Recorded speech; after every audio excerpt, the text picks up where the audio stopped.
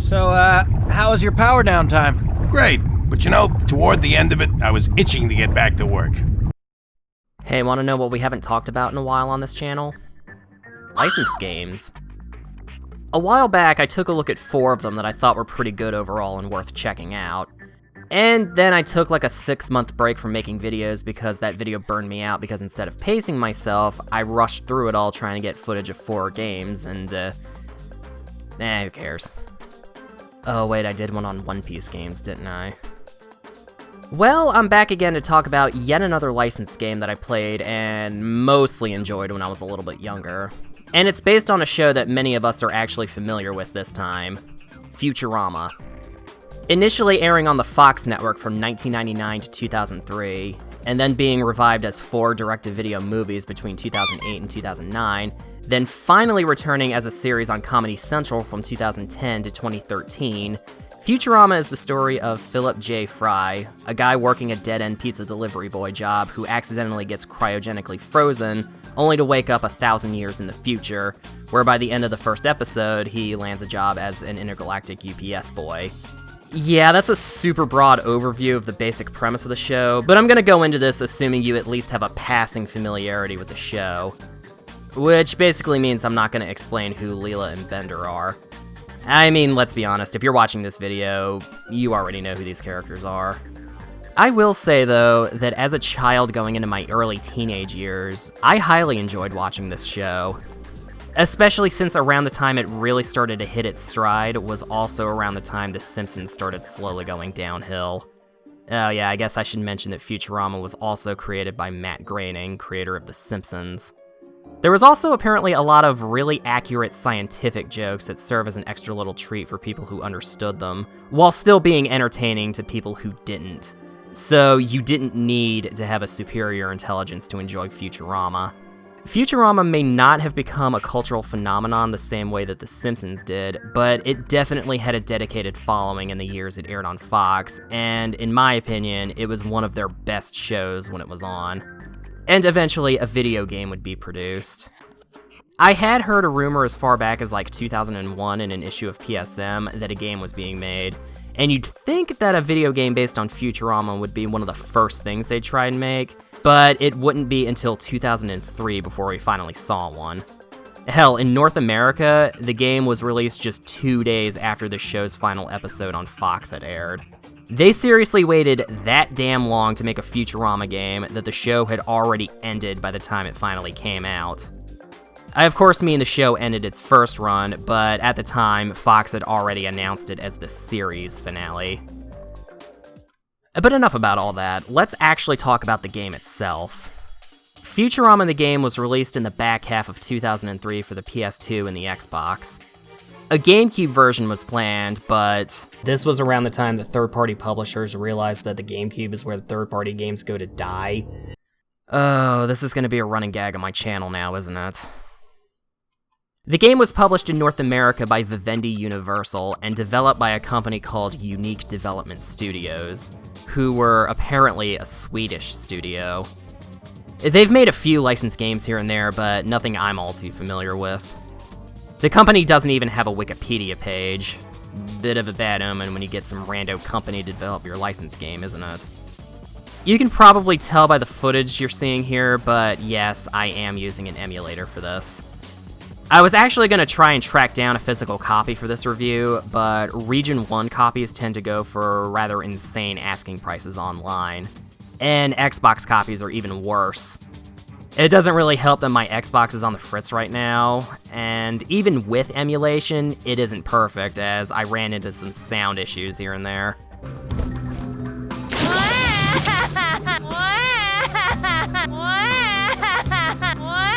And with all of that finally out of the way, let's talk about the game.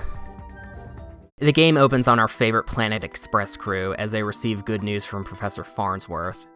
He sold the entire company to Mom's Friendly Robot Company. And I won't lie, the explanation for doing so is genuinely very funny. Are you off your nut, Professor? How could you sell the company to Mom? I had to. We've been losing money. Perhaps my strategy of using a giant spaceship to deliver one package at a time wasn't as clever as I thought. Plus, you three never actually charged anyone. Yeah, sorry about that. Sorry. It isn't long before the news is broken that we find out that Mom is evil. You'd know that if you watched the show, but I can also see how this would be seen as a little out of left field if you haven't. Not wanting to stick around on the planet, the group decide to hightail it off the Earth, only to find their ship is too damaged to fly. So the professor tasks Fry, our first playable character, to find a hammer and...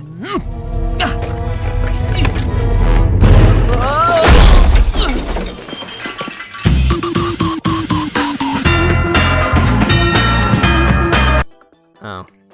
But not to worry though, as we have the professor's new invention, the Reanimator.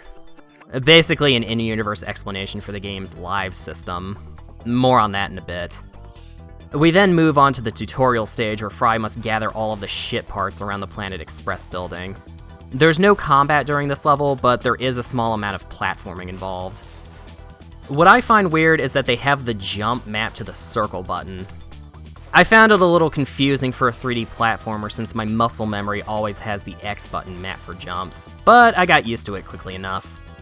Instead, the X button is used to attack with whatever weapon you have equipped, while square, in Fry's case, is used to either charge up your weapon, more on that in a little bit, or do this multi-swing with the hammer that I never really found useful. Also a bit odd to see a 3D platformer from this era that doesn't have a double jump. A lot of other platformers from around this time had it, even ones published by Sony themselves, but not this one. Not even a way to slow your descent. And that can get a bit problematic in levels such as the game's second level, where the platforming becomes more frequent and there are pools of sewer water that immediately kill you if you fall in.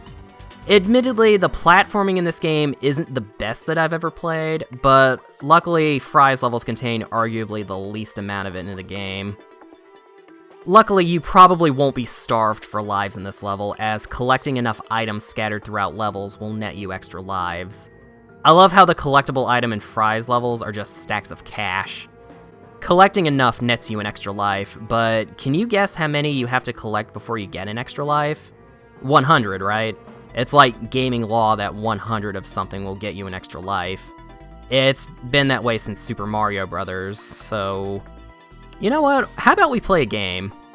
How many collectibles do you need to get an extra life in this game? Is it A, 100, B, 50, or C, 25? If you answered A, 100, you are dead wrong. The correct answer is C, 25. Yes, really, you only have to collect 25 valuables to get an extra life. And in these levels, they just give these things out like candy on Halloween. And if you do die before hitting a checkpoint, these items respawn, so there's a chance that you can even get back the life that you lost. So there's a chance you're not going to run out of lives. Well, at least until way later in the game, but we'll get to that. Like I mentioned earlier, Fry doesn't do a whole lot of platforming in his levels, but he does have my personal favorite levels in the game, as he has access to a wide range of laser guns. His levels effectively play more like a third-person shooter. He gets access to a pistol, a shotgun, and a machine gun, and it's honestly pretty damn fun to use these. While these levels don't play quite as well as other third-person shooters of this time, like, say, The Suffering or the PS2 era Ratchet Clank games, as you can only strafe when you're already locked onto an enemy, I still consider these levels to be a lot of fun to play. Heck, I wouldn't mind if the whole game were literally just Fry levels. They really front-loaded the game with what I consider to be the best levels. They may be pretty linear, and really all it just boils down to is getting from one end to the other, but that's true for the whole game and not just these levels. The guns are fun to use, but you also get to hold on to that hammer from earlier to break open boxes in case you're low on ammo. But unless you're actively wasting your ammo by shooting walls or something like that, you're never gonna run out. At least not for the pistol anyway. And since ammo pickups recharge ammo for all of your guns and not just the one you have equipped, it didn't become a concern for me. So I just shoot the boxes open because it was always a hassle to just switch out to my hammer just to break open a box, then switch back to a gun. I didn't find the hammer to be all that reliable to attack enemies with anyway, so I just didn't use it. Honestly, if I had anything to complain about in these particular levels, is that strafing left and right while locked onto an enemy would tend to make my shots with the pistol miss. And I did encounter some frame rate issues, and while that was pretty prevalent throughout the whole game, I did notice the worst of it happening here. And every once in a while, Fry would lock onto the wrong thing, and the camera would sometimes get just a little too close for me to really see anything. And sometimes it gets stuck on walls, but that happened throughout the whole game. Other than that though, I don't hate these levels.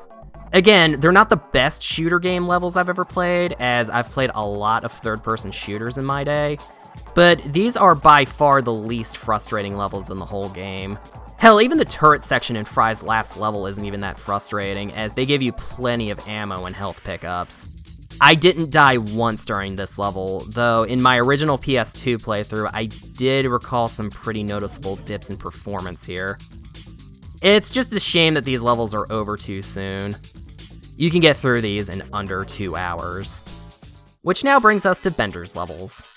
After successfully escaping the Earth, Bender makes a crash landing on a desert planet, where he has to get to the other side and shut down a tractor beam that's holding the Planet Express ship in place.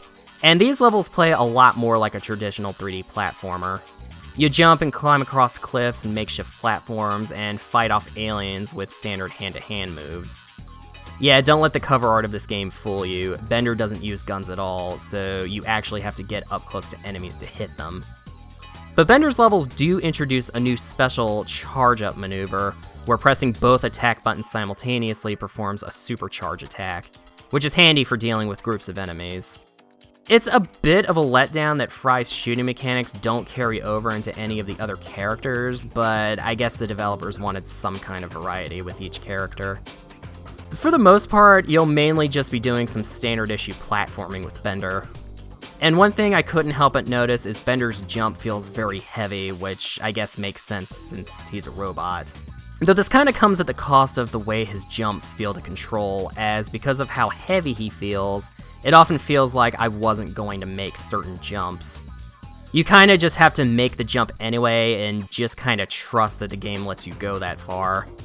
Though one thing I found oddly helpful for clearing jumps was his ground slam, which allows you to stay in the air for an extra half second before slamming into the ground. It doesn't sound like it should work, but I was able to make a bunch of extra jumps this way without the fear of falling or not clearing those jumps. There really isn't a whole lot of extra stuff to add on to Bender's levels, but his section does end with a super frustrating boss fight against one of Mom's sons, I forget which one, where you have to fire one turret to make him lower his shield and then get to the other side of the stage to another turret to actually score damage. You have to do this like 4 times, as he will eventually recharge his shields, and the platforms you gotta stand on are surrounded by insta-kill quicksand. All the while, he's shooting at you.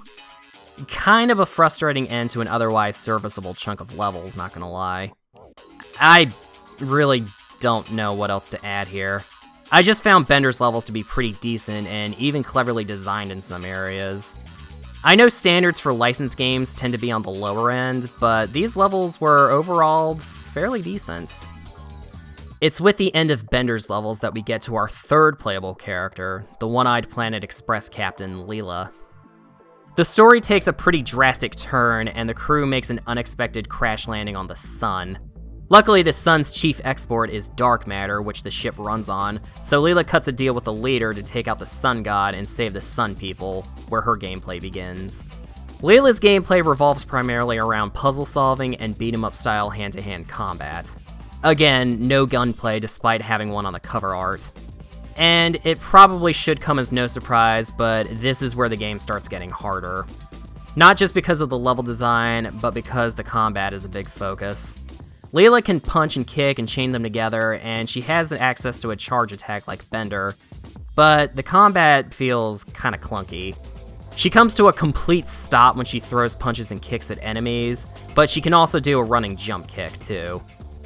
The combat overall feels slightly more fleshed out than in Bender's levels, but it isn't as polished or in-depth as something like, I don't know, Buffy on the Xbox.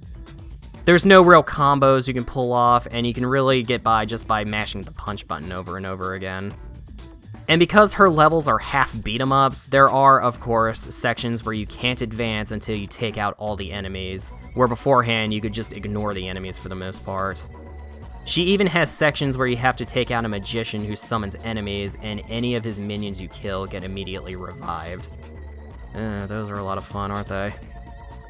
The enemies range from big bulky skeleton dudes to scrawny dudes that can shoot at you, to these incredibly annoying kamikaze bomber guys that can take half of your health by just coming into contact with you. I never found out how to deal with these guys without getting half of my health drained, so these moments where they appear were just annoying. I would look at my health meter just to make sure I had enough health to take the hit. Again, Leela used a gun multiple times in the show. Why couldn't she have one in this game? When she isn't fighting, she's solving environmental puzzles that range from kinda clever to obscure to these uninspired light the tiles in the right order puzzles. Yeah, everybody loves those, don't they? But I think her worst level is this one. You spend a good half an hour in this level killing enemies, opening doors, solving puzzles, and you finally reach an area where these platforms sink into the lava.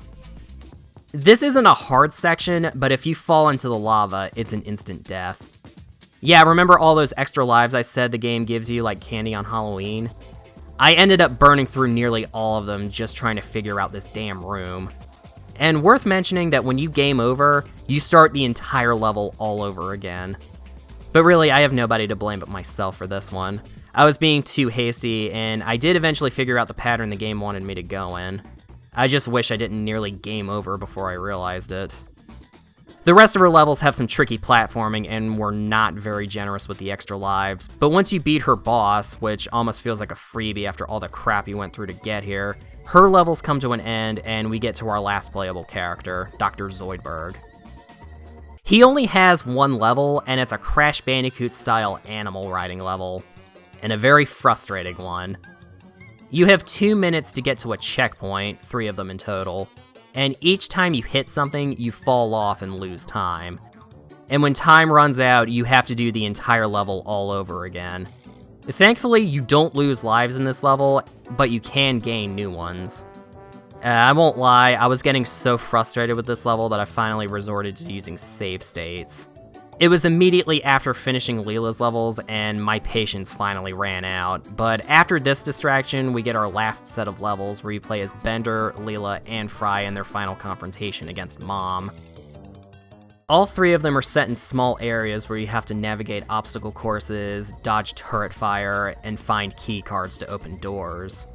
And some of the trickiest platforming segments are in these areas, and some rather tricky number puzzles where if you get one number wrong, it's an instant death. These last sections are short, but can be rather aggravating to get through, especially if you don't have many lives left and don't want to resort to the infinite lives code. Fry doesn't even have any of his weapons, but he does find a railgun later in his section that's used to fight the final boss. And that about covers the Futurama game. It looks like the show, it sounds like the show, it has the same sense of humor as the show, and the game itself is serviceable enough. It isn't the worst licensed game I've ever played, but the gameplay feels just a little too janky here and there for the game as a whole to be truly anything special. The fact that they got the same voice actors from the show as well as one of the show's writers in on it greatly helps it feel like an official product, but it doesn't translate as well into the gameplay as it probably could have. As for critical reception, Futurama the game was released to a very tepid critical response, and it had the misfortune of releasing just 1 month before another video game based on a Matt Groening show, The Simpsons Hit and Run. And in effect, Futurama got overshadowed, kinda like what ended up happening to the show it was based on. Futurama the game is definitely worth checking out if you're a fan of the show and you happen to see it out in the wild, but I wouldn't recommend paying any more than $5 or $10 for it. The game only took me about 4.5 hours to finish, and if we're being honest here, for the prices this game goes for online, you'd probably be better off watching a playthrough of it. Or just use emulators, who cares, it's abandonware at this point, no one's getting money from a game from 3 console generations ago. And that's all I got. Did you play this game? Did you like it? Did you hate it? Let me know in the comments, and I'll see you all really soon in the next video.